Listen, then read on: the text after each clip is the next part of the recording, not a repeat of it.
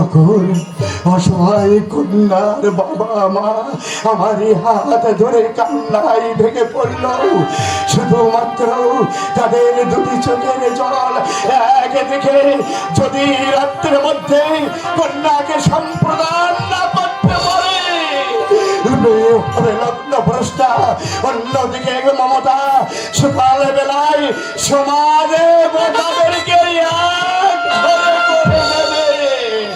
তাদের সেই অসহায় চোখের জলের দিকে তাকিয়ে সেদিন আমি তোমাকে বিয়ে করেছিলাম মমতা।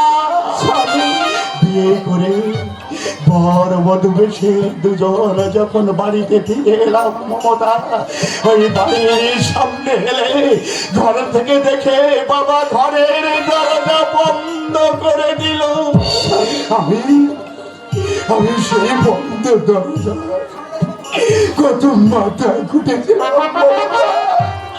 আমি বাবাকে শুধু বোঝাতে চেয়েছিলাম, কিন্তু না না মমতা না।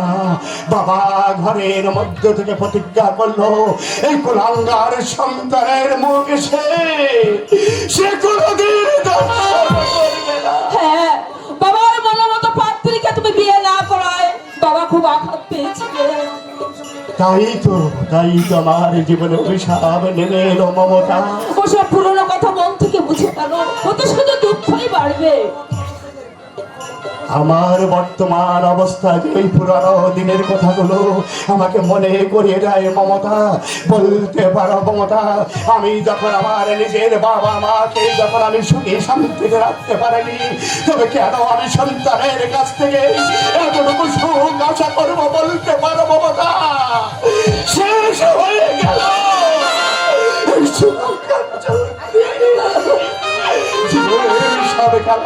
জানো মমতা, আজ আমার চোখে যে চোখের জল পড়ছে, এই চোখের জল দিয়ে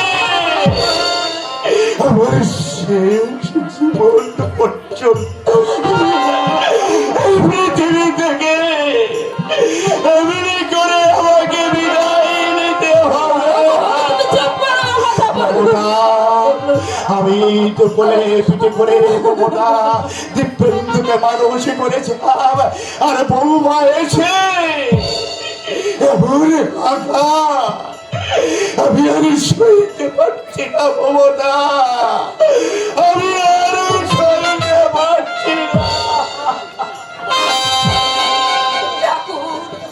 দুঃখ দিয়েছ ক্ষতি নেই, কিন্তু দুঃখটুকু সইবার শক্তি তুমি আমাকে দিও ঠাকুর, দুঃখ সইবার শক্তি।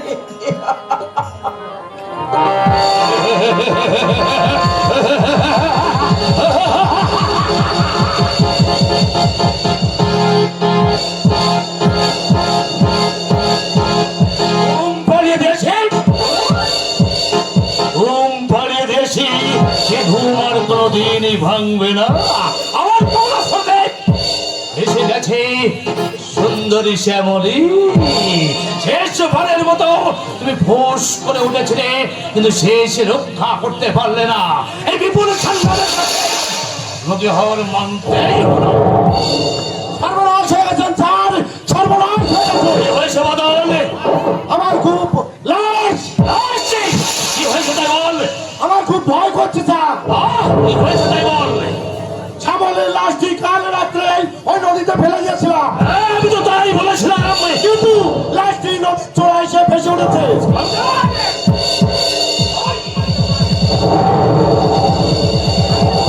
আমি না তোকে মাছ নদীতে ভাসিয়ে দিতে বলেছিলাম, আর তুই কি না? আমি তো তাই দিয়েছিলাম স্যার। আমার বিশ্বাস করুন, লাশটা চড়াই এলো কি করে? আমি তো তাই ভাবছি। ছেলেরা নদীতে মাছ ধরতে গিয়ে ভোর রাত্রে শ্যামলের লাশটা আবিষ্কার করেছে। দেখলাম গ্রামের লোকজন জটলা বেঁধে ওখানে পাকাচ্ছে। তাহলে এখন উভয়, উভয় আমাদের খুঁজে বার করতেই হবে। উভয় শ্যামলের দাদা ওই রমেশ আসছে, মনে হয় আপনি খুন করেছেন সেটা জেনে গেছে। স্যার আমার ভয় করছে, বাইরে ওই দরজা বন্ধ করে দেবো না। সন্দেহ আরো বাড়বে। আচ্ছা তুই এক কাজ কর, এদিকে শোন, এই শোন, আমাদের অভিনয় করতে হবে বুঝলি